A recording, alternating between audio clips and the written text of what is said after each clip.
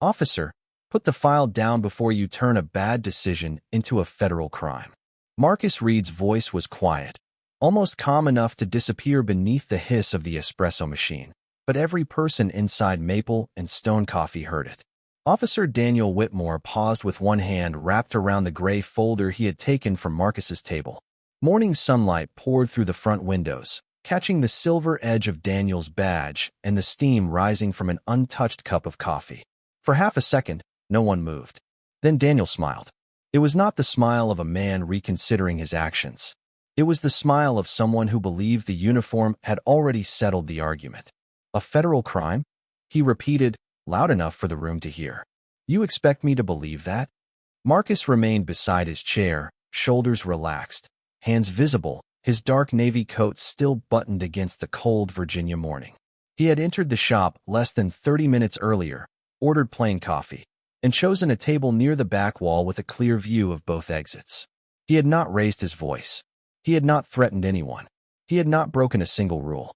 Yet Daniel had crossed the room, demanded identification, questioned the locked briefcase beside Marcus's chair, and decided that calm answers sounded like defiance. Imagine sitting alone in a coffee shop, surrounded by the smell of roasted beans and warm cinnamon. When a stranger wearing a badge decides your silence is suspicious, your confidence is arrogance, and your presence requires an explanation. The other customers watched from behind paper cups and laptop screens. A spoon stopped against the rim of a mug. A young woman near the window lowered her phone, then slowly raised it again with the camera facing Marcus. Daniel pulled the folder closer. You don't tell me what I can touch, he said. Marcus's gaze shifted briefly toward the front window, where a black SUV sat across the street with its engine running. Then he looked back at Daniel. I'm giving you an opportunity to correct yourself. That sentence changed the air. Daniel's jaw tightened.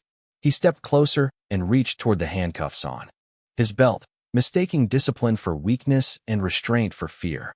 Marcus did not step back. His phone rested on the table beside the cooling coffee. The screen lit up with a new message, visible for only a moment beneath Daniel's shadow. Federal team ready. Waiting for your signal, Chief. Daniel never looked down. He was too focused on proving that the man in front of him had no authority. The customers saw only a black man being questioned by a white police officer in a quiet coffee shop.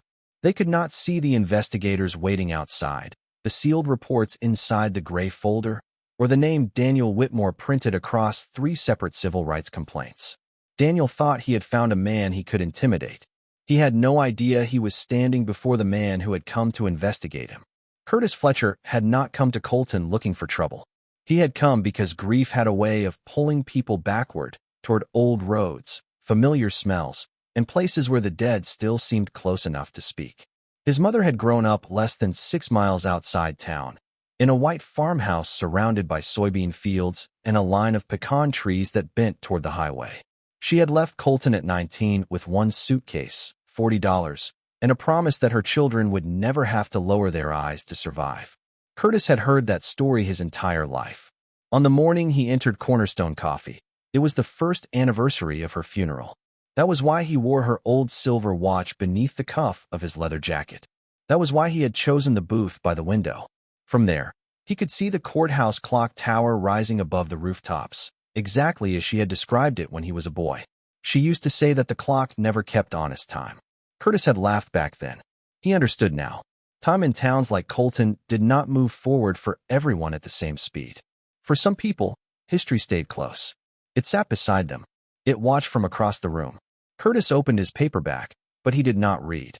His attention had already shifted to the woman in the opposite booth. She was in her late 60s, dressed in a cream coat with a pearl pin at the collar. Her name was Gloria Patterson, although Curtis did not know that yet. She watched him over the rim of her teacup with the careful suspicion of someone who believed public spaces belonged to people like her. Every few seconds, her eyes moved from his face to the leather bag near his feet, then toward Elena behind the counter. Curtis noticed. Of course he noticed. He had spent 27 years reading rooms where everyone believed they were hiding something. The tightening jaw, the repeated glance, the hand reaching for a phone while pretending to adjust a purse. None of it was subtle to him. Still, he remained calm. That calm had been earned in federal interview rooms, corruption hearings, and midnight briefings where one careless word could destroy months of work. But this was not Washington. This was a coffee shop filled with soft music, cinnamon, and people who had already decided he was unfamiliar. Imagine carrying enough authority to command a room, then choosing silence because silence revealed more. Curtis took one slow sip of coffee. Gloria leaned toward Elena and whispered something that erased the young woman's smile. Elena looked at Curtis, then at the phone in Gloria's hand. Concern crossed her face. Curtis did not move. Outside, a patrol car rolled past the window, slowed, and turned into the parking lot.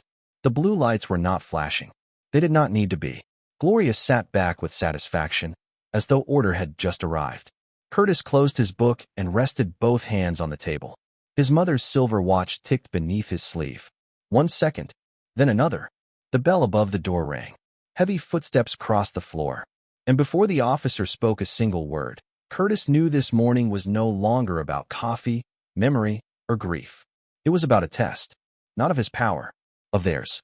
Officer Daniel Mercer entered Cornerstone Coffee with the measured confidence of a man accustomed to seeing conversations stop when his uniform appeared. He was 43, broad through the shoulders, with a weathered face and a habit of resting one hand near his belt even when no danger existed. The room responded exactly as he expected.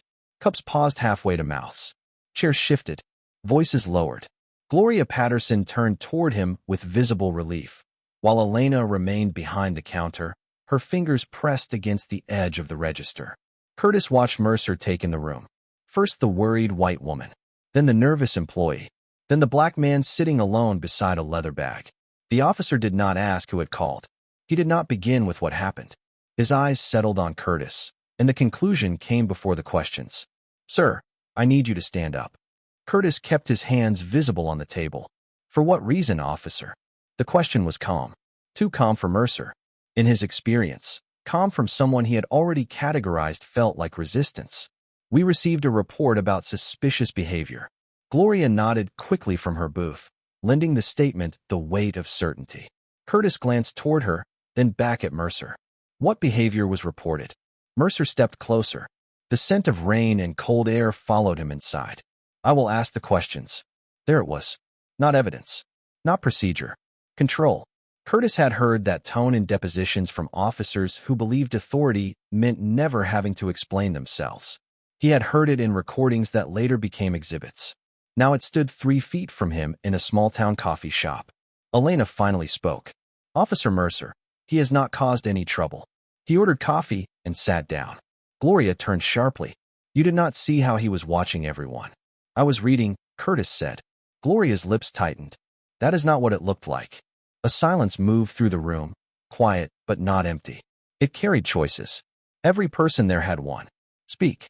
Look away. Accept the easiest story. Mercer pointed toward the leather bag.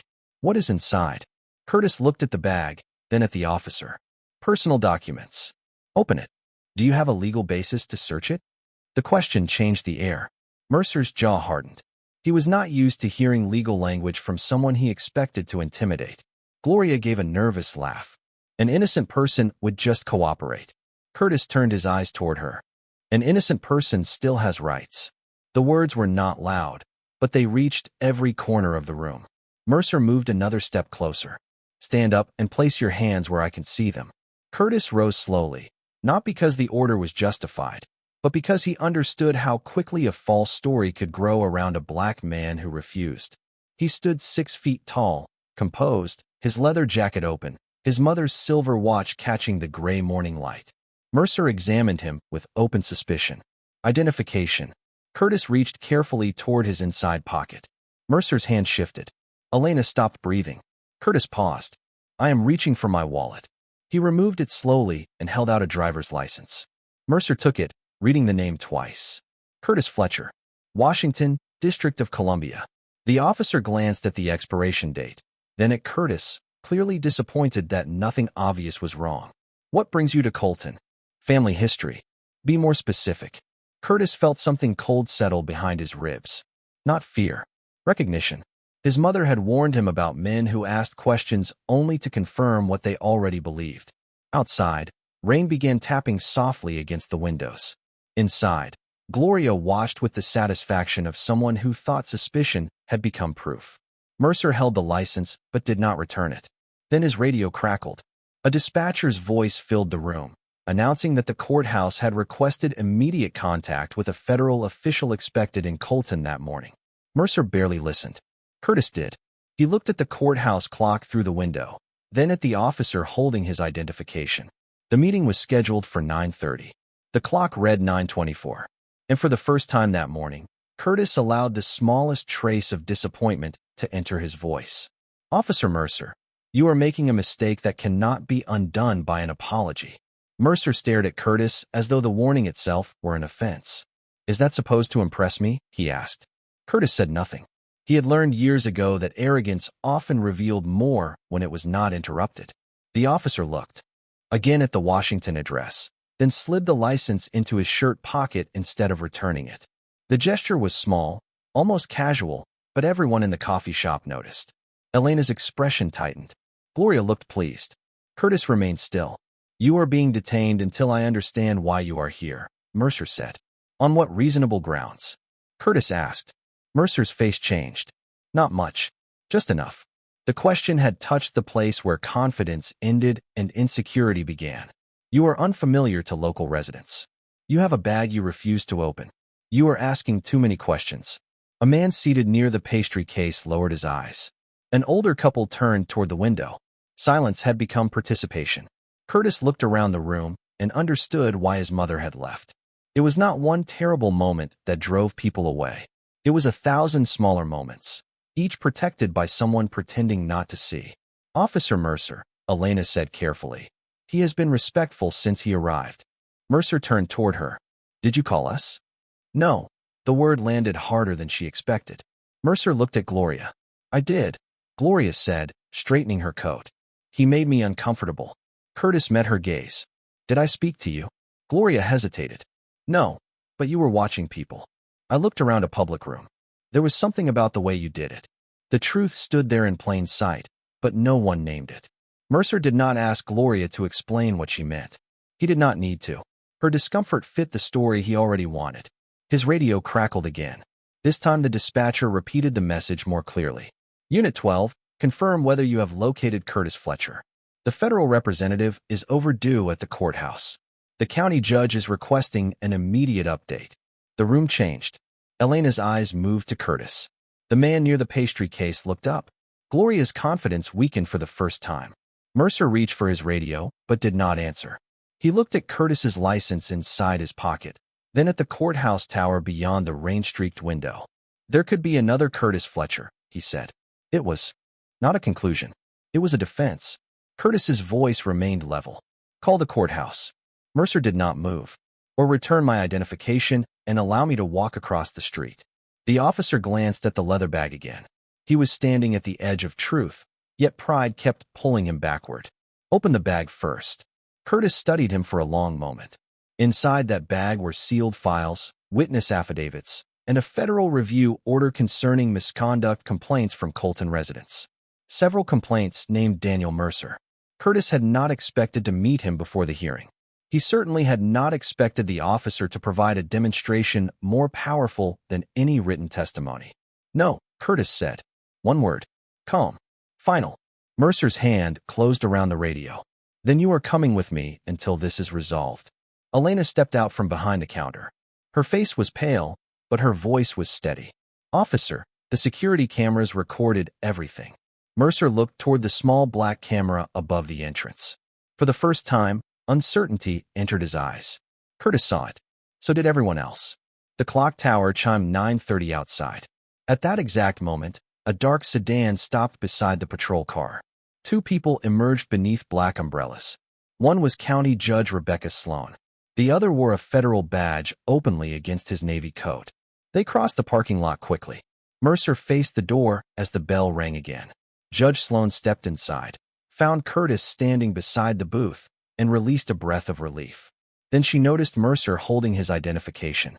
Her expression hardened. "Officer Mercer," she said, "why are you detaining the man appointed to review your department?" For 3 long seconds, no one moved. The rain whispered against the windows. The courthouse clock finished its final chime. Mercer stood beneath the warm lights of Cornerstone Coffee with Curtis's license still hidden in his pocket. While Judge Rebecca Sloan waited for an answer he could not shape without exposing himself. "I was responding to a suspicious person complaint," he finally said. His voice had lost its edge. "A citizen reported concerning behavior." Judge Sloan looked toward Gloria, then Elena, then the untouched coffee on Curtis's table. Her eyes returned to Mercer. "What concerning behavior?" Mercer glanced at the leather bag. He refused to identify what he was carrying. "After you approached him without evidence of a crime?" Curtis asked. Mercer ignored him. The federal official beside Judge Sloan stepped forward. He introduced himself as Deputy Inspector Aaron Mills from the United States Department of Justice. His badge remained visible against his coat, not as a threat, but as a fact that could not be argued away. "Return Mr. Fletcher's identification," Mills said. Mercer hesitated. That hesitation told the room everything. He slowly removed the license and held it toward Curtis. Curtis did not reach for it immediately. "Please place it on the table," he said. The request was quiet, but it carried the weight of a boundary restored. Mercer set the card beside the closed paperback. His fingers withdrew. Only then did Curtis pick it up and return it to his wallet. Gloria shifted in her booth. "I only called because I was worried," she said. "People are allowed to report things." Curtis turned toward her. There was no anger in his expression. Somehow, that made the moment harder to escape. "You are allowed to call," he said. "But you are also responsible for what you choose to see." Gloria opened her mouth, then closed it. Curtis continued. "You saw a black man drinking coffee, carrying a bag, and looking through a window. Everything after that came from you." The room remained silent. This time, the silence did not protect Mercer. It held him in place. Judge Sloan asked Elena whether the coffee shop had audio with its security footage. Elena nodded. "The cameras record sound near the entrance and front counter." Mills looked toward Mercer. "Your body camera should provide an additional record." Mercer's hand moved instinctively toward the center of his uniform. His face changed. Curtis noticed. "Was it activated when you entered?" Mills asked. Mercer looked at the floor for half a second. "I believed it was." "That was not the question," Judge Sloan said. The officer raised his eyes. "No." A low murmur passed through the coffee shop. Not shock. Recognition. The kind that comes when a familiar pattern is finally spoken aloud. Curtis reached for the leather bag, but did not open it. "The hearing this morning concerns repeated claims of unlawful stops, selective enforcement, missing camera footage, and retaliatory reports within the Colton Police Department," he said. Mercer's skin seemed to lose color. "Several complaints identify you by name." Gloria stared at him. Elena stood straighter. The older couple near the window exchanged a troubled glance. Mercer looked toward the door, perhaps imagining that he could still walk outside and return to the version of the morning where he controlled the story. But the story had already changed. It had witnesses now. It had video. It had his own words. "This was a misunderstanding," he said. Curtis looked at the silver watch beneath his sleeve. His mother had carried its ticking sound out of Colton decades earlier. Now it marked the moment the town was being asked to face itself. "A misunderstanding is choosing the wrong road," Curtis said. "You chose the wrong person before you asked a single question." Mills informed Mercer that he was relieved from duty pending an immediate internal review and ordered him to surrender his department radio and credentials to the supervising lieutenant, who was already on the way. Mercer's eyes moved across the room, searching for sympathy. None came, not even from Gloria. Curtis lifted the sealed bag from the floor. He did not smile. Justice was not celebration. It was responsibility.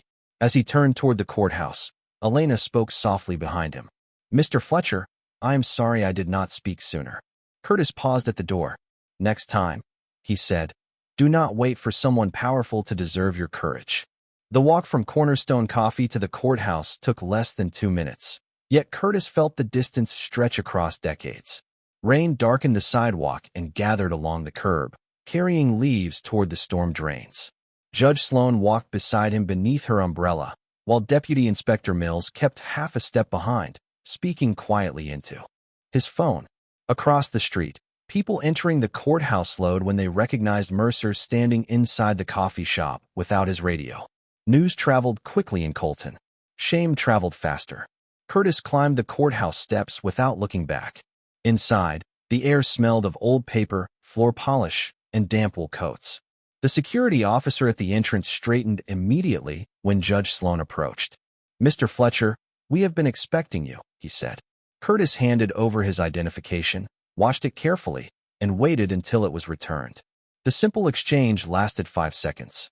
Respect often did. Humiliation usually took longer.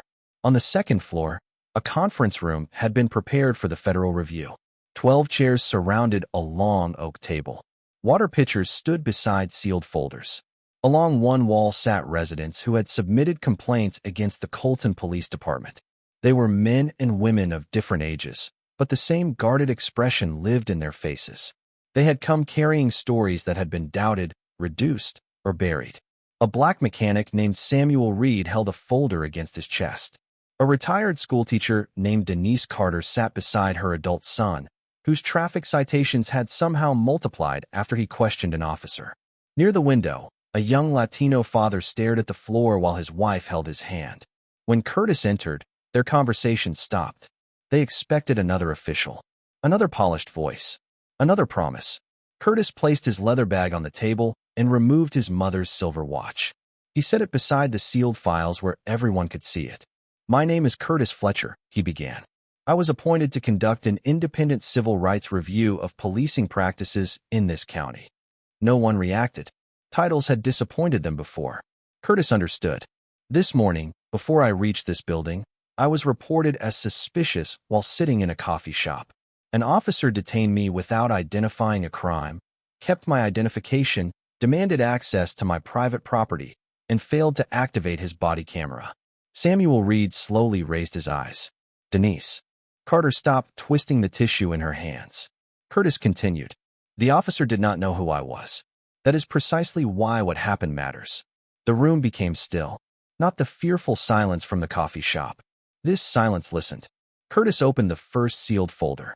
Inside were 38 complaints filed over 6 years. 11 involved Daniel Mercer. 9 mentioned cameras that were turned off, blocked, or said to be malfunctioning. 7 described people being questioned because they looked unfamiliar, or had been withdrawn after warnings about possible charges. Patterns did not announce themselves with thunder. They appeared in repeated details, quiet enough for institutions to ignore and clear enough for ordinary people to recognize. Mills placed a tablet on the table. Elena had already provided the coffee shop recording. The image showed Mercer entering, choosing Curtis before speaking to anyone, ignoring Elena, and placing the license in his pocket. No raised voices. No threat. No crime. Only assumption wearing authority. Judge Sloan watched the footage twice. The second time, her expression changed from anger to something heavier. Responsibility. "How many complaints reached my court?" she asked. Mills opened another file. 6. Judge Sloan looked at the dates. Her face tightened. She remembered dismissing 2 for insufficient evidence. She remembered accepting written statements from officers whose cameras had somehow failed. Curtis did not rescue her from the realization. Accountability meant allowing the truth to remain uncomfortable. Outside the conference room, footsteps hurried down the hallway. The supervising lieutenant had arrived with Mercer's personnel record and an unexpected discovery. 3 disciplinary reports were missing from the department's official system, but copies had been found in an archived county email account. Someone had tried to erase them. Curtis looked around the table at the residents who had waited years to be believed. "This review is no longer about one officer," he said. "It is about everyone who taught him there would be no consequence." The discovery changed the temperature of the room. Until that moment, the complaints had been treated as separate stories, each one small enough to dismiss, each one isolated enough to doubt. But missing disciplinary reports were different. Missing reports suggested intention.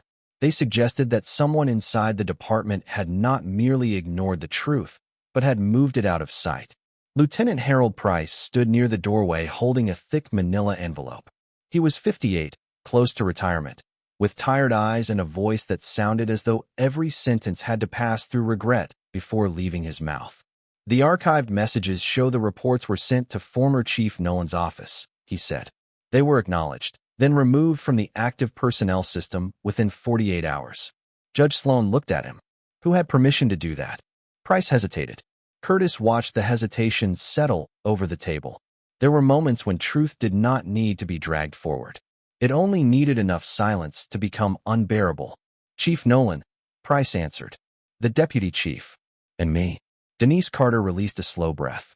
Samuel Reed leaned back in his chair, his expression no longer surprised. People who had lived beneath a broken system rarely needed proof that the system was broken. They needed proof that someone else was finally willing to say it aloud. Curtis folded his hands in front of him. Did you remove the reports?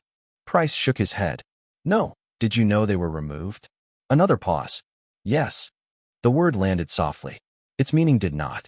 Price looked toward the residents along the wall. I told myself I was protecting the department from scandal. I told myself Mercer was difficult, but manageable. I thought another warning would be enough. Samuel Reed spoke for the first time. Enough for who? Price had no answer. Samuel opened his folder and pulled out a faded repair invoice. 6 years earlier, Mercer had stopped him outside his own auto shop after midnight. Samuel had been locking the front door when the officer decided he looked like someone attempting a burglary. The misunderstanding had been cleared within minutes, but the humiliation had stayed. His neighbors had watched from their porches. His teenage son had watched from the passenger seat of their truck. You gave him a warning, Samuel said. My son got a memory he still carries. The room tightened around those words. Curtis looked at the silver watch on the table. His mother had carried memories from Colton too. She had polished them into lessons so her children would understand danger without inheriting her fear. He wondered how many parents in that room had done the same. Mills opened the archived email record. The messages revealed more than deleted reports. They showed officers being advised to use phrases such as officer safety, suspicious conduct, and failure to cooperate, because those words were difficult to challenge in court. They showed supervisors recommending that complaints be closed when no body camera footage existed. Most troubling of all, they showed Mercer asking how to identify residents who were likely to file formal grievances. He had not been acting alone. He had been learning what the system rewarded. Judge Sloan removed her glasses and pressed 2 fingers against the bridge of her nose. I approved cases built on some of these reports, she said. Curtis did not soften the truth. Then those cases must be reviewed. All of them. Every one. Outside. The rain grew heavier, tapping against the courthouse windows like hundreds of patient fingers.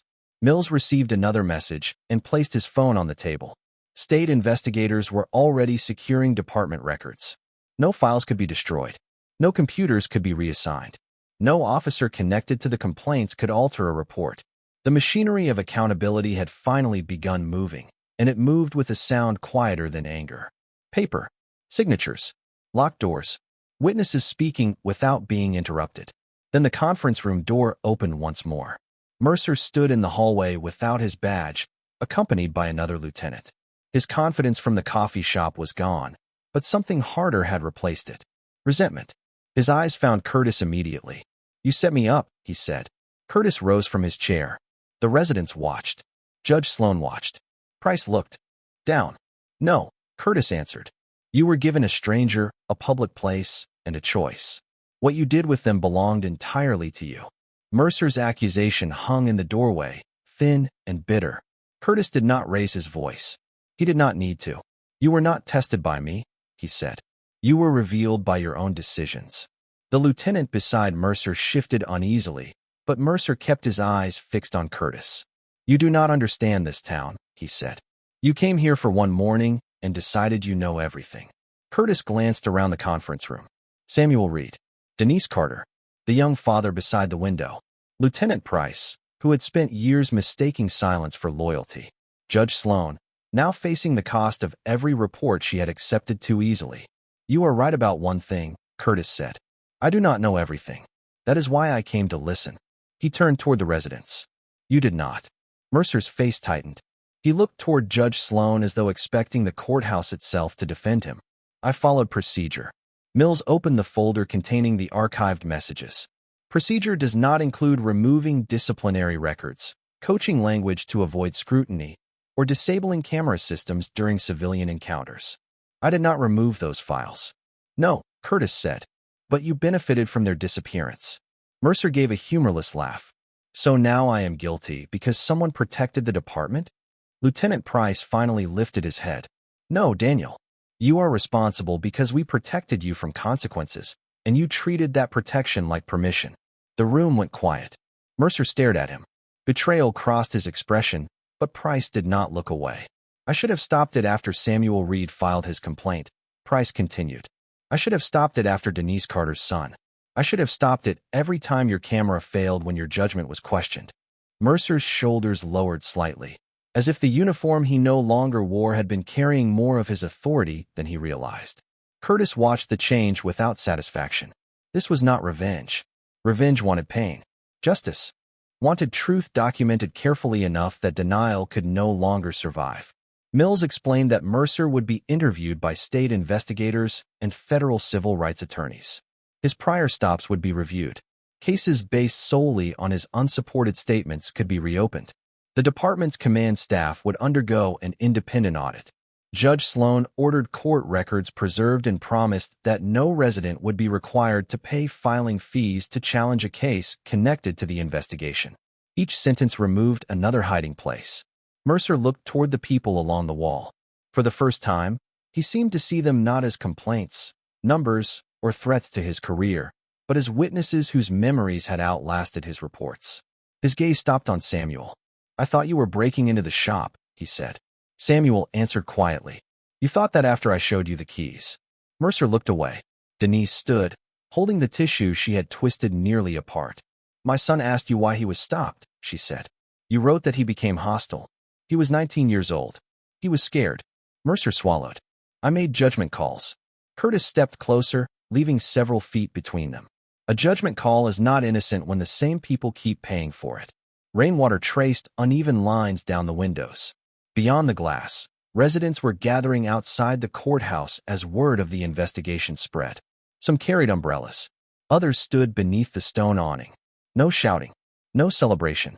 Only waiting. Mercer looked toward the crowd, then back at Curtis. What happens to me now, he asked. It was the first honest question he had asked all morning. Curtis answered with the same calm Mercer had mistaken for weakness in the coffee shop. Now the system gives your actions the examination you denied everyone else. The lieutenant guided Mercer away from the doorway. His footsteps faded down the hall. No one applauded. Curtis returned to the table and opened another file. There were still names to read, cases to review, and truths that had waited long enough.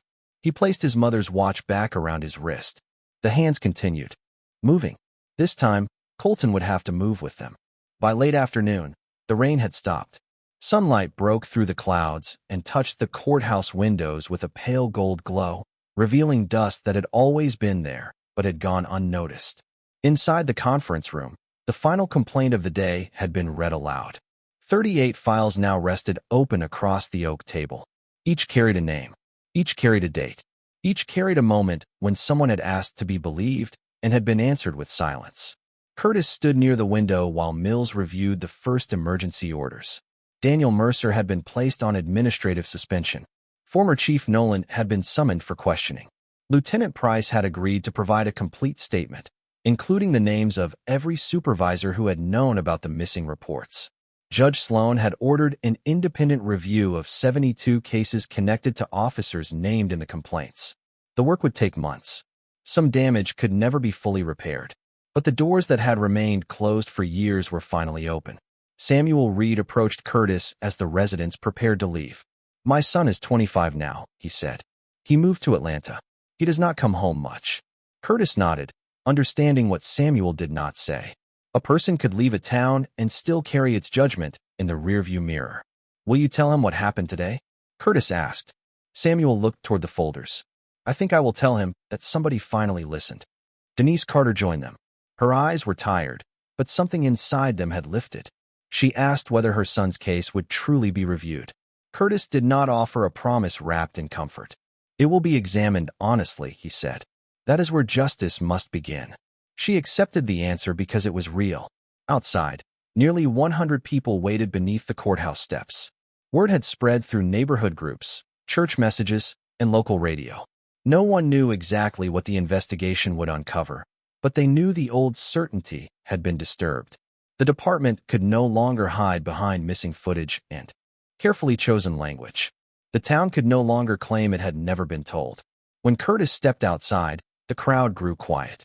He did not deliver a speech. He simply told them that records had been secured, cases would be reviewed, and every resident who had filed a complaint would receive a written response. Then Elena moved through the gathering carrying a cardboard tray of coffee. She found Curtis near the bottom step and handed him a cup. "No charge," she said. He almost smiled. That might be considered an improper gift to a federal official. Elena laughed nervously, then realized he was teasing.